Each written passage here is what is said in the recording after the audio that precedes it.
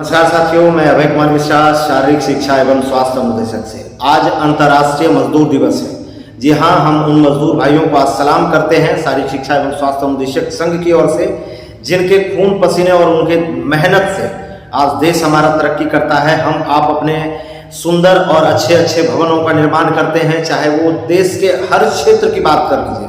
हर क्षेत्र में हमारे मजदूर भाइयों का जो योगदान है वो बहुत ही अमूल्य है और बहुत ही बड़ा योगदान उनका है देश की तरक्की में, राज्य की तरक्की में और आम जनता की तरक्की में। वो बेचारे दिन रात एक करके हमारे देश की तरक्की में अपना जो है शरीर से मेहनत करते हैं, खून पसीना एक कर देते हैं। और आज अंतर्राष्ट्रीय मजदूर दिवस है, तो हमारे शारीरिक शिक्षा स्वास्थ्य अनुदेशक की ओर से बहुत बहुत बधाई हो उन तमाम हमारे मजदूर भाइयों को। और साथ ही साथ हम सरकार का भी ध्यान आकृष्ट कराना चाहेंगे कि आज अंतर्राष्ट्रीय मजदूर दिवस है। सभी उन्हें बधाई दे रहे हैं और देना भी चाहिए, क्योंकि उनका योगदान बहुत ही अहम योगदान है देश की तरक्की में। लेकिन मान्यवर, हम ये जानना चाहते हैं कि आखिर शारीरिक शिक्षा स्वास्थ्य अनुदेशक को आप किस कैटेगरी में खड़े करते हैं, शिक्षक के कैटेगरी में या फिर मजदूर के कैटेगरी में? अगर मजदूर भाई के साथ भी अगर आप हमें खड़े करते हैं तो उनके लायक भी आप हमें वेतन नहीं दे रहे हैं। जो एक कुशल मजदूर है, जैसे कि हमारे माननीय मुख्यमंत्री जी नीतीश कुमार जी ही कहते हैं कि 600 से ऊपर एक दिन की उनकी मजदूरी होनी चाहिए, जो कुशल है। 3 कैटेगरी में इन्होंने मजदूरों को बांट रखा है, 600, 500 और 400 कुछ रुपए।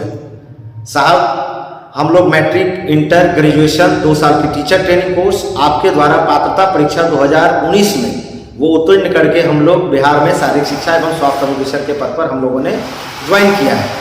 उसके बाद आज सरकार निरंतर 3 वर्षों से हम लोगों को केवल 8,000 रुपये वेतन पर काम करा रही है। लगातार हम लोग लोकतांत्रिक तरीके से हर एक गण्यमान हमारे जितने भी हमारे एमएलए जी हैं, एमएलसी जी हैं, मंत्री जी हैं, उप मुख्यमंत्री जी हैं और हमारे मुख्यमंत्री जी तक हम लोगों ने अपनी विनती, गुहार, आवेदन को पहुंचाया है। लेकिन अभी तक हम लोगों को इंसाफ नहीं मिला है। मिला तो बस आश्वासन कि आपका होगा।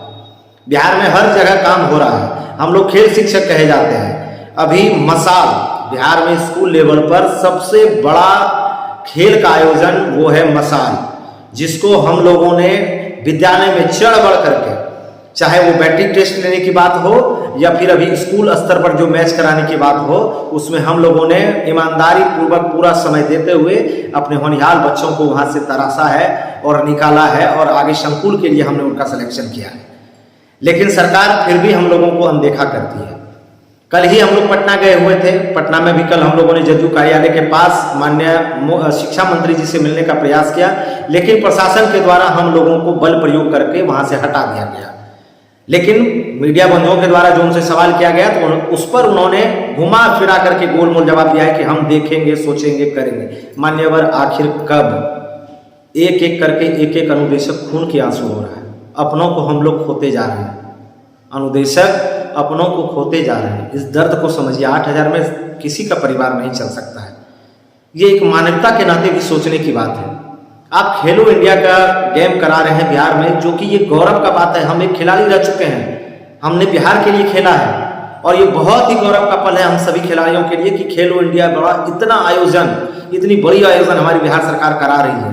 खेल के क्षेत्र में आप इतने पैसे दे रहे हैं, लगभग 119 करोड़ रुपए की आप लागत लगा करके खेलो इंडिया गेम करा, लेकिन ये 2200 शारीरिक शिक्षा एवं स्वास्थ्य अनुदेशक के परिवार के लिए आपके मन में थोड़ा सा भी जगह नहीं है, जो उन गरीब कस्बे बच्चों को, होनहार बच्चों को जो है स्वास्थ्य के प्रति जागरूक कर रहे हैं, उनके अंदर अनुशासन ला रहे हैं, उनमें विद्यालय डेली आने के लिए उन्हें जो है अलग अलग एक्टिविटीज से जोड़ते हैं कि बच्चे और जो है उत्साहित होकर के विद्यालय आए। आज बच्चे खेल के क्षेत्र में आगे बढ़ रहे हैं। आज सबसे बड़ी बात है कि एक अच्छे नागरिक उन्हें बनाना, एक अनुशासन के साथ देश के लिए हमेशा खड़े होना। तो ये सारे काम महोदय हम करते आ रहे हैं और आगे भी कर रहे हैं और करते रहेंगे।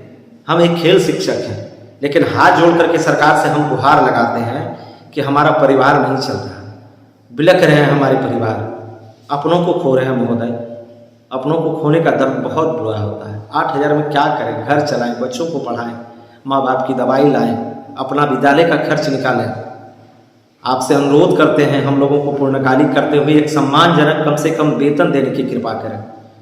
नीतीश कुमार जी सबके हैं, एनडीए की सरकार, सम्राट चौधरी जी आज महीने बीते हैं, मैंने अपने पिताजी को खोया है। हमेशा ये मुझे कहते थे कि नीतीश कुमार जरूर तुम लोगों की सुनेंगे। ये तो वो सपना नहीं देख पाए, लेकिन मैं हाथ जोड़ करके सरकार से गुहार करता हूँ कि हम लोगों को एक सम्मानजनक वेतन दीजिए, सम्मान दीजिए, स्वाभिमान दीजिए, यूं कलंकित करके मत छोड़िए। और अगर सरकार हम लोगों के प्रति एकदम उदासीन है और अगर नहीं ही करना है तो मैं ये भी गुहार करूंगा कि एक बार में हम सभी को आप खुद पटना से, सचिवालय से आप निरस्त कर दीजिए, इस सेवा को खत्म कर दीजिए, ताकि हम लोग कम से कम दिल्ली, पंजाब कहीं भी जाकर के कुछ काम करेंगे लेकिन परिवार को 2 वक्त का रोटी तो पूरा जरूर कर पाएंगे, उनको एक दवाई तो ला करके दे पाएंगे, बच्चों को कैसी भी तो शिक्षा उपलब्ध करा पाएंगे, समाज ताना तो नहीं मारेगा। आज राज्य के लिए खेले, बिहार के लिए खेले, मिला क्या? 8,000 की नौकरी, पढ़ाई लिखाई सब करने के बाद। नीतीश कुमार जी, माननीय एस महोदय, शिक्षा मंत्री जी, सम्राट चौधरी जी, सबसे गुहार करते हैं कि हम लोगों को एक सम्मानजनक वेतन देने की कृपा करें। बहुत तकलीफ में हम सभी जी रहे हैं, सबका उद्धार आप लोगों ने किया है, बस एक शारीरिक शिक्षा हम दे सकते हैं।